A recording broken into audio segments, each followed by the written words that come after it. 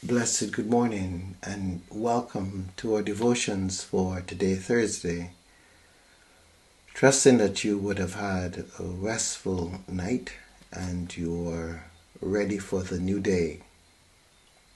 As we move closer and closer to the end of yet another week, I invite you at this time to let us take a few moments to go into our sacred space and to just be with the divine, opening ourselves up to God and seeking God's guidance and God's presence in our lives. And so we come to that place where we focus on our heart space.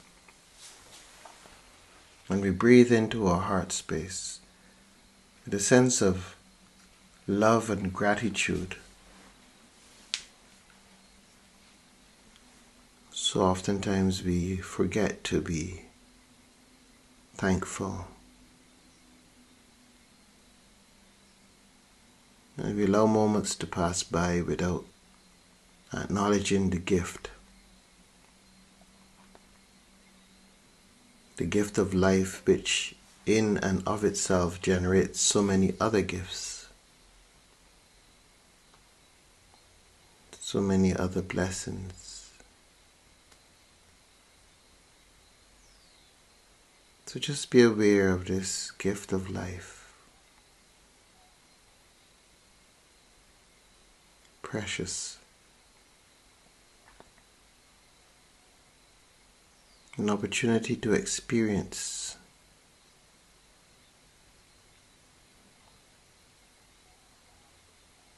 an opportunity to feel, to explore.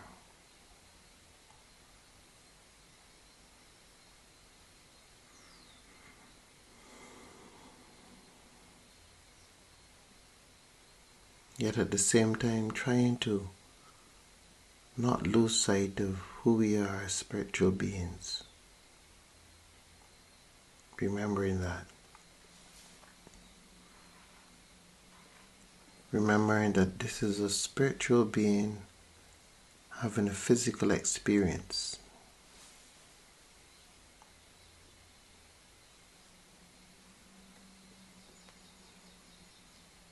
The opportunity to experience the other.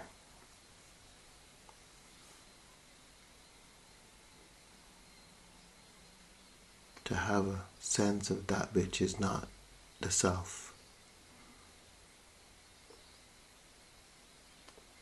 But yet still being mindful that there is only one.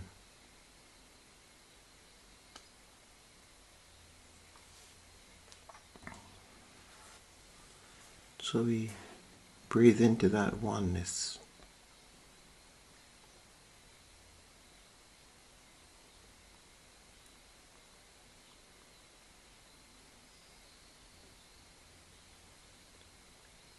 And we are thankful.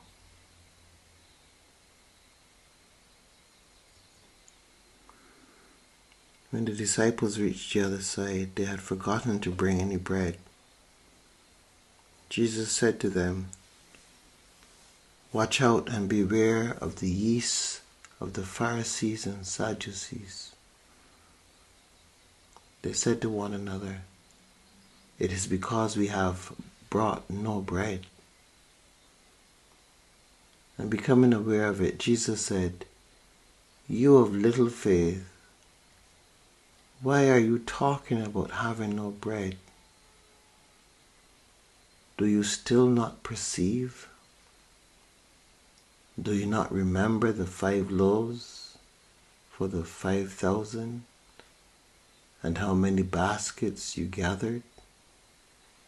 Or the 7 loaves for the 4,000 and how many baskets you gathered? How could you fail to perceive that I was not speaking about bread? Beware of the yeast of the Pharisees and the Sadducees. Then they understood that he had not told them to beware of the yeast of bread, but the teaching of the Pharisees and Sadducees.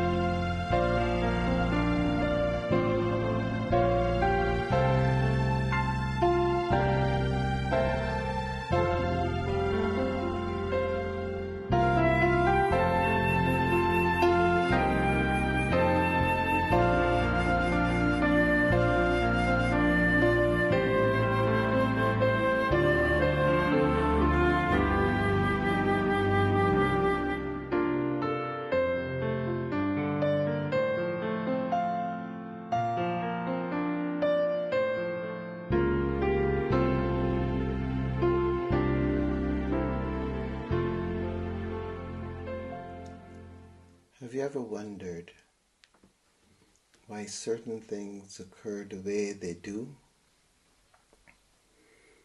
Like, for example, it is a new day. Why was it necessary to have new days? Could we not just have had one ongoing experience? Why the need for the new day? What does it do? I wonder if it might have to do with the fact that we need constant reminders, because we forget. We forget past experiences. We forget past blessings. There is a sense in which we are encouraged not to hold on to the negative stuff of our lives or to bury it. But at the same time, it is not the item itself that is important, but it is what we might have learned from the experience. So the numerous experiences are there for us to learn more and more from. The new day signals a new beginning. It tells us to awaken. It tells us to look out to see what this day will bring. We so oftentimes lapse into forgetfulness.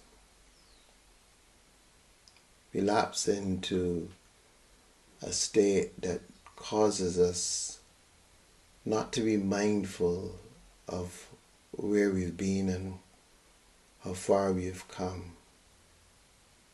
We become complacent and we forget. Jesus, in the passage this morning, is reminding the disciples of the importance not to dwell on the teachings of the Pharisees and the Sadducees. But they interpret the term yeast in that context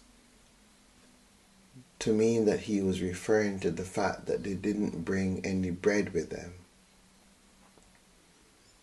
And Jesus calls them because he says, how quickly you forget. You've forgotten what we did with the 5 loaves. You've forgotten that experience. You've forgotten what we did with the 7 loaves. You've forgotten that experience. Why would you think I'm talking about bread when you've had such experiences that indicate that we can do great wonders with so little?